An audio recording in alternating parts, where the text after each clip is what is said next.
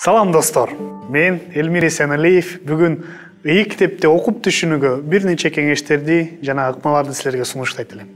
Бирок андан мурун эгер видеолорумду көрбөсөңөр, артка барып, ушул ый китеп жөнүндө видеолорумду көрсөңүздөр болот.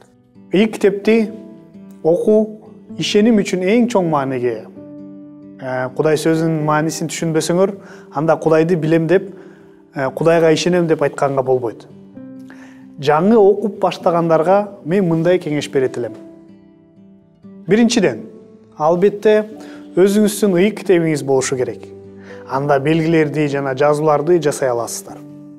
Экинчиден, окууну жаңы келишимден Матай же Лукадан баштасыңыз жакшы болот. Үчүнчүдөн, тексти руханий жактан өздөштүрүү керек болгондуктан дароо 1 же 2 бөлүмдөн ашык эмес окууну сунуштайм. Төртүнчү, эң негизги деп табылган тексттерди жайгашкан жерине четинде белгилениши керек. Керек болсо оңой эле кайра таап аласыз. Бешинчиден, түшүнүүгө кыйын жерде окууну токтотпоңуз. Бул жөнүндө көбүрөөк билимдүү адам менен сүйлөшсөңүз болот. Же окууну уланта бериңиз. Кудай сизге ошондо түшүндүрмөсүн ачып берет. Алтынчы, кичинекей үзүндүү болсо дагы ый китепти күн сайын окушу керек. Жетинчи, Библиянын чындыгын жана күчүн анын чыныгы авторуна Кудайга кайрылгандар гана сезишет. Кудай түшүнүү үчүн өтүнүчтү албетте угат. Айрым аяттарда бир сөз же сүйлөм маанилүү болгондуктан анын алдында түшүндүрмө катары чакан басма белги же шилтеме болот. Ушул шилтеменин жардамы менен биз ыйык жазууда ушул эле түшүнүктүн дагы кайсы жерден табылган же жок дегенде ушул сыяктуу сөздөрдү көрө алабыз. Параллель жерлер менен ыйык жазуунун аяттары бири-бири менен кандай мамилени түзөт экенин оңой үйрөнө алабыз. Мисалы, келиңиздер Матай китебин ачып, 26 бөлүм 41 аятты окуйбуз. Ал жакта азгырылып кетпеш үчүн сергек болгула, жана сыйынгыла, анткени рух сергек, дене алсыз.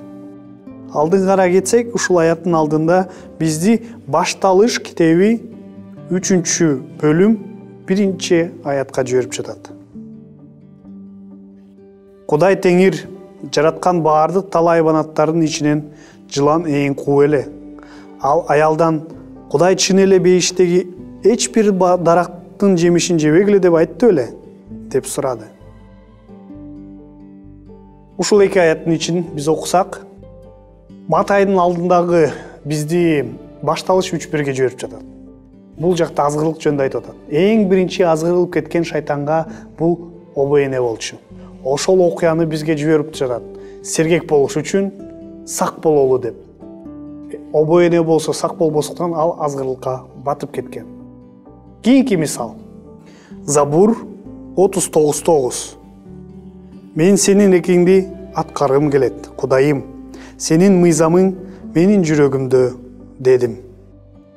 Забур 39:9да Кудайдын сөзүн жүрөгүбүзгө салыш керек экенбиз. Эмне үчүн? Бизди жибергенде эле биз азгырылып кетпеш үчүн Кудайдын сөзү, Кудайдын эрки, Кудайдын каалоосу биздин жүрөгүбүздө болуш керек экен. Ошондо гана биз азгырылыкка батпай кетет экенбиз. Ушундай ыкма менен бир аят, экинчи аятты түшүндүрөт экен. Албетте, Кудайдын сөзүн жарыялоо узак жана кылдат изилдөөгө негизделет. Аны өз күчү менен ишке ашыруу мүмкүн эмес. Ыйык китептин кайсы бир темада эмне деп окутаарын билгиси келген адам чеберчилик менен жетекчиликке жана жардамга муктаж. Жакшы билген адамдар менен болушунча баарлашуу керек. Бирок ар бир адам ыйык жазууну түшүндүрө албайт. Ошондуктан эң коопсуз нерсе Кудайдан ыйык китебин терең урматтап, терең изилдей турган адамдарга алып барышына сураңыздар. Кандай гана кырдаалуу болсун, мезгил менен окуганга ыраазы болбошуңар керек. Биз Кудайдын сөзүн тереңирээк изилдеп, анын чындыгын түшүнүүгө аракет кылышыбыз керек. Рахмат достор, ушул видеону аяна чейин көргөнүңүзгө лайк коюп, комментарийге ой пикириңизди жазып, досторуңуздар менен бөлүшкөндү унутпаңыз. Кудай сиздерге өз батасын берсин. Кийинки көрүшкөнгө чейин бар болуңуздар.